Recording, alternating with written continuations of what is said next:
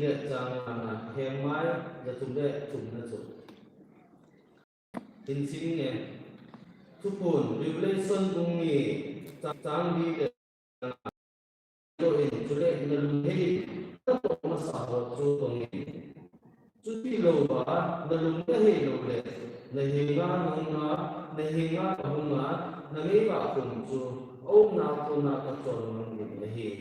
và thế nên ba lúc sang sinh sang chỉ vào cái tập thể của mình là đi mang cái tác sản lại và xin ra cái đồ cái đó tôi đi coi cái xin ra đi cùng tháp cái bao lâu nào đấy anh hiểu là tôi nhà cái phòng nào là thu chó cái cái sinh đi mua vào là đó thì cho cái tôi đi mua vào thì cũng na anh nói là cùng tháp và xuân là cái nào mà hiểu thì đấy là đó thì nó mà nên bị ảnh hưởng thì chân cái sự thực sự này là có cả cái sự nào đó cũng amen cùng cái trái thì tiếng này bị việc rồi dù bằng cái này thằng cái cùng cái trái đó mà ông thì cùng thay thì làm cái bắt nào ông gì thì ham do sự chỉ pan lòng cùng em audit thì họ ai đâu đấy xem thì họ thì ông gì thì ai để audit ai đâu đấy xem thì họ thì họ cũng phải họ nói thì bộ là ông ham thì ai thì chỉ số in cô ni ta lai na man pau viang le na hi cùng lúc cái man sa na chu sung le pai man da ti na ai lo wai le pai hom da ti na to di ki hoi to ni na ai lo le boli ti hoi ko lu na ho bung cho chi ding pa ma ti na ti ki na ki ti pe chu ki ham te le au ti te lo le vai hom lo ko a hi ji ai vài hôm nay rồi lại ao tin hồ thì cũng lười thì lại cũng đi ăn chi là làm mà thì muốn trốn đấy ăn chi rồi thì mắc bằng đeo hiện là chỉ có thể hiện ăn chi chút ăn cái tu thì cũng lười ăn chi nó thiên phá vô nên là thì ít biết là vào gì đấy hồ cũng chỉ mang thể hiện thì chỉ là hồ cũng cho ăn chi chúng ta phải rồi ăn chi mang thể nên là cho ao tin kiểu ấy rồi lại xem đi kiểu ấy cũng gì hiện chỉ chỉ lâu qua cái Việt Nam cũng là chú con là làm cái bộ kia là cái nhà chú chỉ hội cũng này hồ cũng hội là chú là thì society hội là chỉ chú là thì là hi ao đi đến rồi phải hôm nay xem cái hội cái bộ gì cái nhà chú con là mình làm cái bộ gì chỉ tôi bằng mà chú ấy học cái gì hình của giống gì cùng thao với tại cả sự thì cái ngoài dunia ini boleh cùng lúc cái mình trả tiền ấy rồi là phát triển cái xã hội ini cùng mình đào tạo thì ao đi cái bộ lộ vậy đấy ini cũng cho cùng thao hay là đi tập bằng thao rồi anh ấy mới ai chỉ thuộc thì chỉ chú cùng thao cùng đi phải thì bất kỳ nào là áp dụng rồi là số rồi anh nói vậy là cái này thì ini cũng ini mình xã hội cho ao đi cái bộ lộ này đấy itu dia contohnya ibarat cangsim tu pun ni cangsim ni yang tiada itu hi Efesas hubung kisah ni Efesas hubung si tabang dimun ham ama oi pathina tengah nasata gimana tu abulam tu cang ni tu cang tu dia nak hakim ni tuai sina hubung ni cang tu Efesas hubung hi pathina tengah dia tak nak pangai lo gimana tu sudah tujuh hari kosong anda jawab, dia asal pandang ini boleh. Ahi bang, aku ini nak pihak tiada. Kita pengapa alasing lewat tu hubungan itu jam. Rules and regulations itu juga. Itu nampak mohon. Ada hak pasal dalam wajah pathir lungsi dalam pahe. Anda dah tahu ini. Anda tidak kira ini. Pathina ngata sa apan lai wa chu ta sa apan jing lai wa chu lampi di lo lam ano ho ta wa ni ji a chu pathinin nang ho pan la na in zo si ka hen na hin ga na ngai lu masau te chu pakai Jesus Krista na ki ngam na chu na tha su ta ve in Efesas hu ju se ti ji chu nung ke hin na hôm nay हम có bồ khiên là hôm nay có bồ đi đồ chu in ve ya he pathinin ana he na che he dunia zo he ho zo atha hin tu wa pathina ka to ge howin kai ju howun member ka hin za la su le pai to ding che do tu me the ai lo le howun zo pa chi ai ju ko me the pan la the chana howun na the na pan la ji la ya mo he apoi mo pe Christian in commanding da he ina man kha lo zo un the he Efesos se tu pathina ni na sa ta pan la ki ge ji la ya ju pathinin na lai lu ma so na da ta ma ki ase ki he ama ho chu chon si na ga bol zo na he na apoi mo kha pathin dia ko pe ni ma so ana boi pi ta lo wa thil da na chu bai ho na thil chung chung ho ana boi pi zo ta je wa chu apoi mo pe chu je su a hi ga ana he ana ma mun ji wa chu pathin na ngai lu ma so na da ta lo ti Iti tamang aje ho so puni ahe. Lazim na he na thil chung chung ma pan na sa ta ho ku na ta pan ma hi pe e him da. Apoi mo pe Jesu Krista chu ai lo le pathi lung de na ma hin ko man na pa chu in man kha lo wa hi le. Pathinin dunia Efesos ho bung ko ma ase lo ma de ho ko ma ase hi. Nang ho na ngai lu ma sa na da ta be ya hi e ho hi. Iti se chung tu ni hin pathien lung de lam ai le ati ai chin ngam ti pa he atha in hin ko hi idel de angai ne hi hoi lai mu na chu chi ki lam elo hoi lai mu na chu pathien lung de lam elo le hoi lai mu na chu pathien lung de lo ki tu lo an ku ka man kha ham ti pa he tu ni hin atha ai de ni bin ikiti ni he tu ni hin hi chi ya the ni wa chung tu pi ho chung hoa con din in là con din biết cái này thế nên cũng tất nhiên hoa hệ cái tám ta hiện ít cái này điều ngô rồi cái gì này đâu vậy thì chỉ anh nói cái này cái ta đang nói rồi cái tám ta ông din cái ta sinh này anh ấy vào cái này cha cũng tất nhiên hoa cái lá này bị ham dia hết và thiên nhiên ấy hoa thì là ít cái việc này thì ít hoa Krista Thagaw la mai kal sona wa ihin ko ichek na din wa hi ichek kum ti ho hi apg wa hi tin kalai na hi nidan la ya pathien din ni ho ki no jong chi ve na he de pathien dai re na ka se pi he hom chu ta mo hi ni tam ta mi he mang cha hi thu ho he la pi hi to ai kum tu ki ho ni ve na he de pathien ni lam kai ho mang cha wa Ikam semua hijau koi mo iho, ho hin patna, Christian hin ko ada koi mo itu he. Itu je aja pun tapi nau tak kami di koi ho he. Isa lowa, lo le, ho na pathi ni ko nahi dia ina kita lowa he. Ho ada na bangsi nanti tak hingin kata sen he. Itu je cun, itu pun tapi ho tum tabang pen jadi kerja pun nahi. Athai hin ko ina dia tin dia he. Akan na cun kum sang ni le som le kon a tu pi chu gam la ding tam ta o me za so a bung som le thum chang khat na chu gam la ding tam ta o me Christian khat ki ti chu mo the hi lo dan chi ta ni nu ne Jesu Christ a je ni jo e da ha pi chu I to ban tong ni na Christian ta san cha te hi e da ha o hi Christian khat ka hi ta san cha khat ka hi ya I mo hu wa hi da bang chu I ta pi ho na ai lo le yum na mu chu di lo wa hi it is a chu Christian khat chu gam la din e ma ki pa na pa chu mi dang ho no he the ni pa la din hi Christian din hi hi che pa hi che thu Joshua ko ma pa thi ni na se ti a chun Joshua to te he ta ni jong le pa thi ni di cho ta na ti di ku gam la din tam ta on na lai ti na se ti na lai hi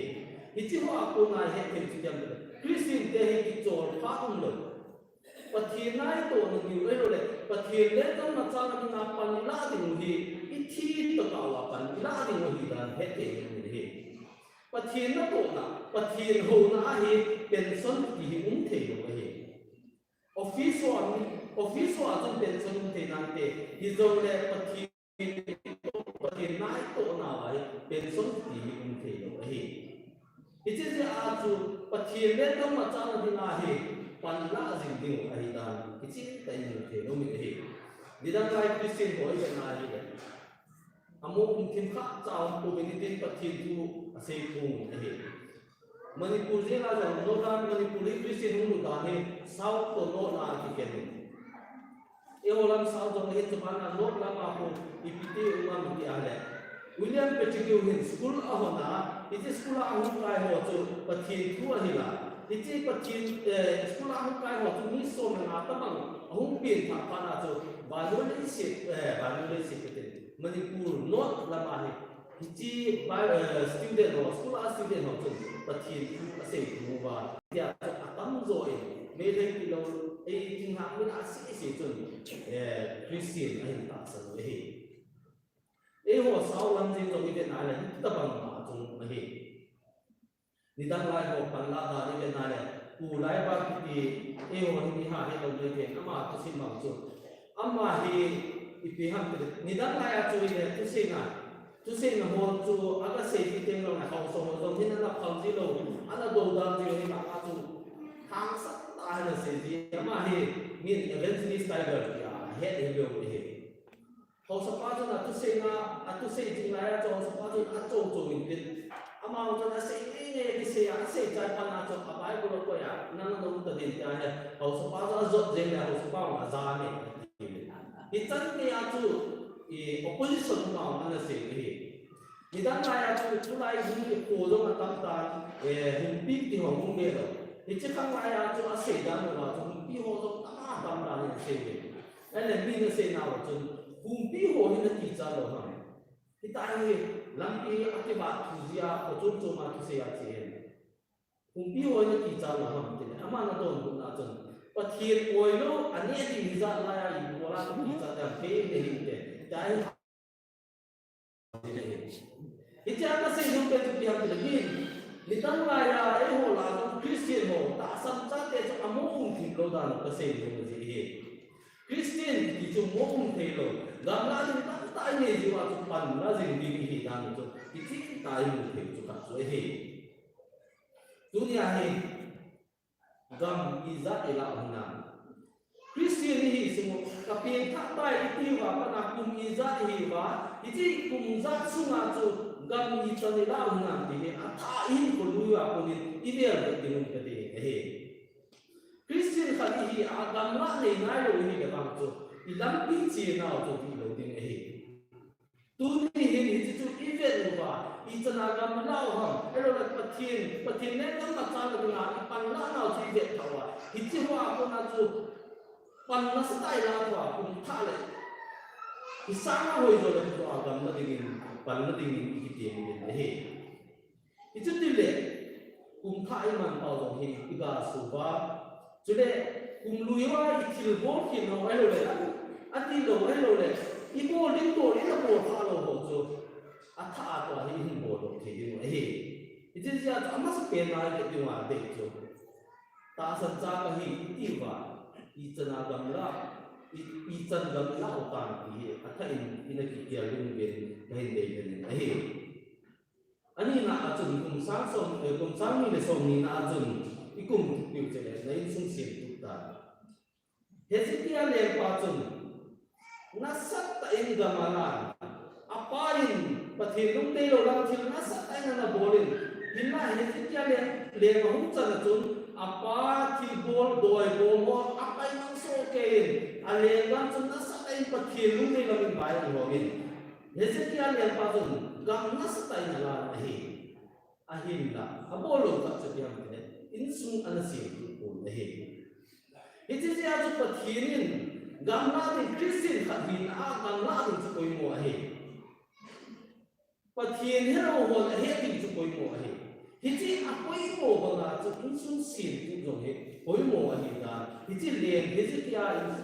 hinfu tu si mata ahe. Hiti tak imu tempat tu ahe. Tulai Kristen, tulai lấy sự tình hình hiện tại thì được xét này anh rất thể hiện tại bài công việc này đấy là hiện thì liệu không phải làm thế cùng cái trái cùng muốn khai là không làm thế thì anh đi kia rồi cái gì trong cái việc gì thì anh là bài công việc này đấy thì khắc sao mà cũng sẽ đến ngày hiện tại chết tại một thế tu lai pa na hi eo sai di sunga hi pathien au poi tingam hi alung gel ni za pa sei jong le akhang khung ai sing ngam bung nai lo hi hina pa hung chen tin pathien jong au poi ti sei ngam na pa hung ti ni hi thil pat lo da hi thil aset na khan lo da hi ichi je chung tu ni a he ka ihin ko wa idel lo tin wa de chu in sung si tu na hi ki na hi dunia hi in sung si tu na gam dong ila de hi pathen na lo to ding la hi ichi jing la ya so chu in sung si tu na zo so chung ke le ka in sung ni ten ba pa kai tin jing ka bo ding hi ki hang sak ta na se hi ken bang pa kai tin ka bo ding hi ki anu min hina ke le ka in sung ni ten ba pa kai tin ka bo ding hi ki pa hi thil lo mi lo ding hi aji chu in sung jong isim tu lo wa na ki se thei lo ding hi tu ni ko hin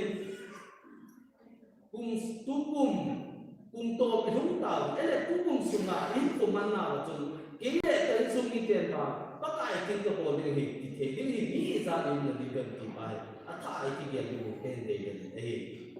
zo swan ba hang san ta na se hi nu me khan he mun khat vijit na ka che na wa chun pasal khat he di da na he ko chen se ma je ne he ai la ama he hum sin thai icha chun vijit na ka che na wa chun ate sin niom se na wa chun cha ni pin chun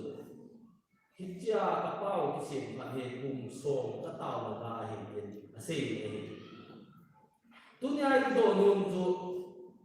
in sung sin tu nai lo hi ba dong le I chana pa ni la na I pa dong ni hoi sun khat hi ki ni he ana Samuel nu chu i le na hi le ana chun cha pa nei lo ki chun ai sung a gen hi na thu pa chun cha pa a dei ta hi chi ni chun temple mu na chun pathian ko ma zu kham bang le wi na ka thu mi he eli thi ku pa chun ana chu zu kham an hi sa hi aji chu pian ki le bu jong hoi ta ne tu da lo wa ta chu taw na aka man je ngai le pathian aka bo je ngai le eli thi ku pa chun zu kham a na ge le hi dunia ai ki do nu mu chu pi ham ki le I chana in sung sin tu na de nga he pathian ki bo nu na dunia hi in sung sin tu ta ni ti wa he le ana ba nga he pathian ki bo nu ai le I chan lu ding han ba me ko ina phat khat te le hi chin nu ba nga chu phat le ba pathian ni taw na ma sa ni he ani na je jing ka ta na me ro che in sung ko phat me ngan si wa le ba chu ke he ko hina tu ta ti ho ba chu chu a phat sia in sung na ri na pathian ko ma pathian a bo jing wa le ba pathian ni taw na ma sa ni he je ju dunia tha pathian kum to e ku dun ta wa le in ko a che sa wa to in sung sim tu na in sung sim tu man ta lo wa le le I chana in sung sim tu na pan la na I chana pathian ki bo lo ba pathian in sung ai sim tu pi the ne ding wa I chana pan la na ki pa hi tu ni ne ani na tha ai de din in I de chu ka he a thung na chun tu kum tu pia Krista azung ko gamla ding le he pathian Christian khat chu gamla ding le he chupana in sung sim tu ding le he ahin na hi chi ho ni bo ni ding wa chu Krista azung ko ma ti ni Krista azung ko lo ho chun gam ki na thei lo he Krista azung ko lo ho chun in sung sim tu thei lo he in sung sim tu thei ni mo ai lo wa le gam na sa tai la thei ni ding wa chu pathian Jesu Krista azung ni ko lo wa he hi chi ho chu bo lo he hi chi ja chu dunia at ive ding wa I de ki chi le Krista azung ni ko na Krista azung ko I te le I ham ki le atam ta u lo le ha ya chi na se nu chu Jesu Krista I ta sa no wa I hin ko wa Jesu Krista ki ngak na pa chu se ne he Jesu Krista chon ba na chon na Jesu Krista lim le ne na pa chu ki se ne he It is that dunia hi in ko wa he khasa na gen the na ho hung gi he Jesus Christ azu ki ko lo wa he to ga ni ga lo ni he thing khung kui ke na he le achung na ma thing khung apoi mo he ko azung na ma pa apoi mo he thing khung khu achung na ma ku ta pa nu hoi ne lang lien zong le anoi na ma pa ko ade lo wa he le nu thong thong ti hui pi ho hong nun te le e je thung khung chu thong thong ti he ai là anoi na ma pa ko azung pa ko ta ko de na le e je thung thing khung chu mo ru ji lo he asi tiam te a foundation a hoi he ichi ta bang che na chu Christian te zong ni Jesus Christ azung ko ji lo ti le kha sa na den te na hung hung ho hin in ko an pa ting le an ke fu ji le ichi wa ai hung lo na ji wa chu Christa ai ki na ko wa Christa he zung ki ko wa ai he ichi ja chu ni a hi ibe a tha ai le ding wa ide chu Christa azung ko na Jesus Christ ai ama kela pondin ama le lim le mel ama chon na chon ni ngai da na wa he I chana Jesus Christa lim le mel ni na Jesus Christa in ko manda lo Jesus Christa ki ko na Jesus Christa nung zui khat ka hi ti ba Jesus Christa chon dan le ki ko lo hi ngai man zo he adi lo he Jesus Christa nung zui hi ngang wa he Jesus Christa nung le khan achon dan to tu a hi ku i man nai he tu ni hi ko che sa wa khan be te Jesus Christ hi ko ki to lo wa hi ko na man hi le kum tha ang lu ni pa hi pai ta i ka so pe ni mu in su ni sin tu pe ni mu ai lo ga na ke ni mu ben Jesus Christ ta chon lo chon tin Jesus Christ ta zum ko le he kum tha wang chu i ka so te ni mu ki ne he ichi ile jingai wa he vet lo ding dong khadong ki ne he chi the ngai ta khadong ki ne he ipi ham ni ti ai chon siet ngai dam sa ho he vel vet lo ding he chon siet ngai dam sa ni dam la ya ka pin tha ma sanga pa thi ni ne ngai dam ma sanga ka chon siet na ne se ta ta ka bo lo chu I vel vet lo ding he but he tu ni pi ti am ti ai le Isaiah chung na chon sin nau duk je zung le bu bang ma ka ban sa ding lo ma chung pathiri ni chon sin nau anoi ma hi ta ki mu ki ne pathiri ni chon sin nau lai dan sa ho chu anoi ma nge ta he ta ho mi he mo ba sa he na lai pin remind me bo ki ni wen tin e se ki na mi te hilla hichi chon se ki ngai dan sa ho I vel ve lo apa azi chu hichi chu ni Christian tu wa na phat na sa ma sin na e hu the ne azi pi ha mi ti a hi le hichi chon sin na ho ina pol sa ta ina pol ho chu se ta ni na hin man cha a e ke lo sa ti le I pa thien na to na pa he se dai ta ma ki bo la ni ti e ke ni ham ti a he pa thien lu ne la ma hin tu ki man the ji lo ai lo pa thien ngai to na ni e su boi tu ai pang kha the he ichi ji a chu chon sit ki ngai dam sa pa thi ngai dam sa a hi na na le ichi ho chu I vel lo na kha he a ji chu ichi chu ni Christian ni ko a chi ki ma e da ku a pang kha the he ichi ji chun tu ni ni ha pa thi ni dam na e pi wa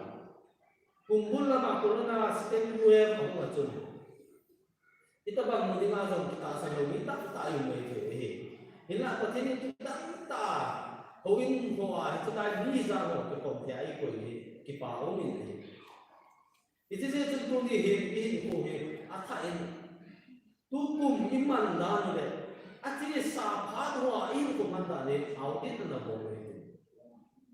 Christian kha hi na za na kam la ding ho I chana gam ka la na ki pa hi ni he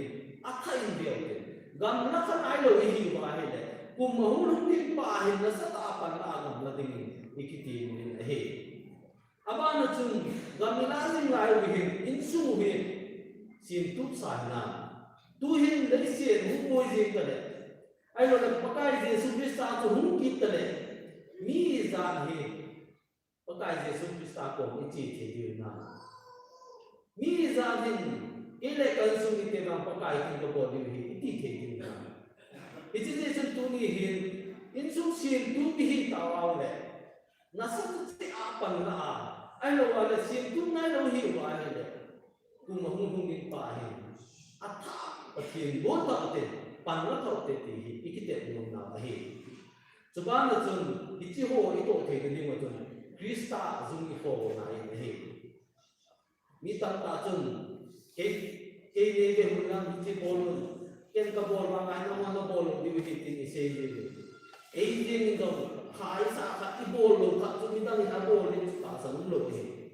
em khai thì chú khai sa cái em bol mà sa này thì chúng ta bằng chú in sung sim tum nó mà in sung mi te mà thiên lúc đấy là mai cùi hồi nó mai đấy ấy giống cái phát mà sa này này thì chú ấy hồ giống Krista dùng hồ tiền Yesus Kristus ama kher dinga ama to ban tong dinga ida ha he ama lim lim dinga ida ba da ma he hin khomang the ding kum tha he na sa ta pan naw te ju kun ha ki te no te he se kyo se ba ma ta ke ni nga da mun tin se ta chan chu chang chu de ni ke ni ta te